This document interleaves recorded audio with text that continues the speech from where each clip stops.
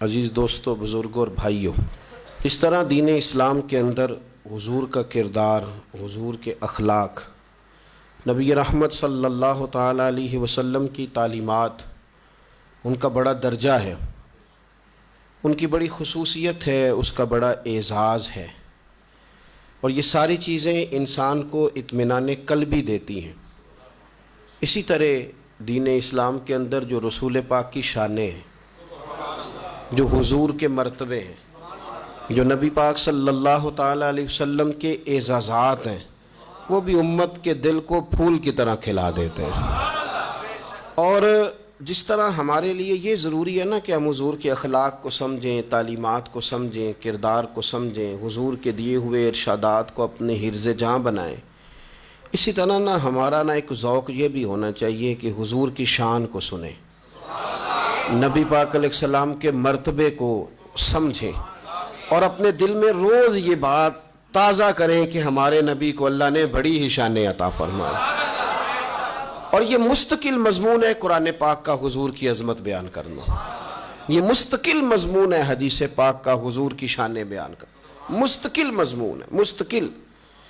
یعنی جس طرح آپ یہ کہیں گے نا کہ حضور کا اخلاق بڑا اعلیٰ ہے،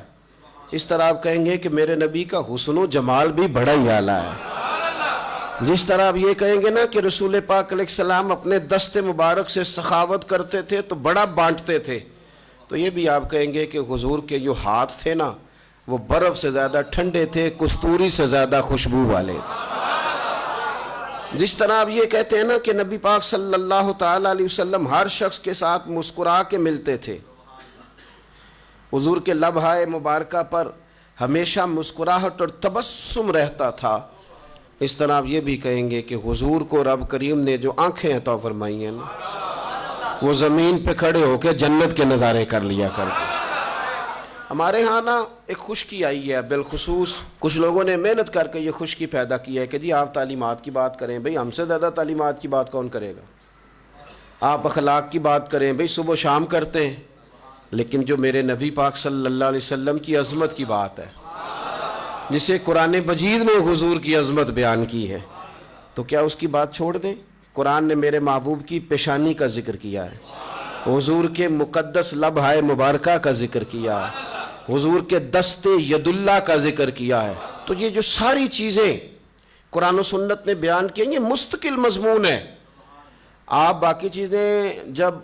سنتے ہیں نا حضور کی تعلیمات تو آپ میں عمل کا جذبہ پیدا ہوتا ہے، عمل کا، آپ کے اندر دل نرم ہوتا ہے جب آپ حضور کی تعلیمات سنتے ہیں، اخلاق سنورتے، اور جب آپ حضور کی شان ملاحظہ کرتے ہیں نا تو بجھا ہوا دل کھل جاتا ہے، اس طرح لگتا ہے کہ اداس چہروں پہ روشنی آ گئی ہے، یوں محسوس ہوتا ہے کہ جیسے دبے دبے لوگوں نے نا ہنسنا شروع کر دیا، کلیاں مسکرانے لگی ہیں، پھول چٹکنے لگے۔ آپ دیکھیں نا ہمارے بزرگ کیا کہتے ہیں، سب سے اولا ہو اعلیٰ ہمارا، اور سب سے بالا ہو اعلیٰ ہمارا۔ لفظ سادے ہیں لیکن اس سادگی کے اندر جو خاص رنگ ہے اور ذوق ہے وہ نہیں جس طرح کوئی روایتی نعت خواں لگا ہوا ہے اور اس کا مقصود ہے یہ بات کرنا، نہیں، دل کے جذبے کے ساتھ،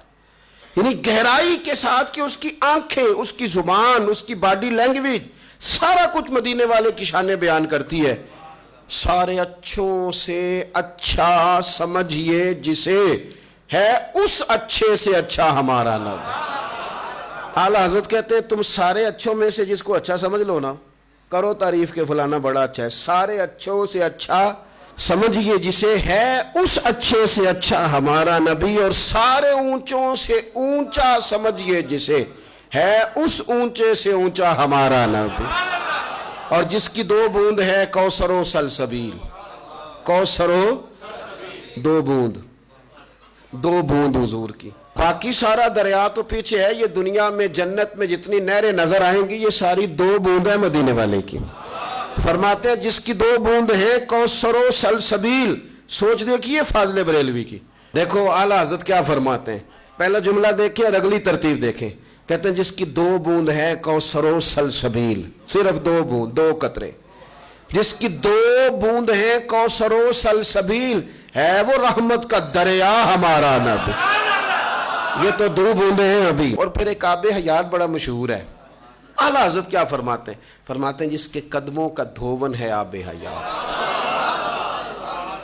میں نے کہا کہ حضور کی شان آپ کا مرجھایا دل، لوگ کہتے ہیں آج طبیعت بڑی بے چین ہے تو میں کہتا ہوں حضور کی نعت سنو،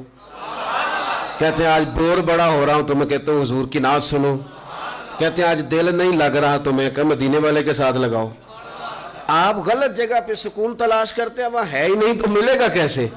کہتے ہیں حضور قدم دھو دے نا تو وہ جو دھون ہے نا حضور کے پاؤں سے لگ کے جو پانی نیچے اترتا ہے، فرماتے ہیں وہ کو پی لے تو اسے آب حیات نصیب ہو جاتا ہے۔ جس کے قدموں کا دھون ہے آب حیات ہے وہ جان مسیحا ہمارا نبی، ہے وہ جان مسیحا ہمارا نبی، سب سے اولا ہو اعلیٰ۔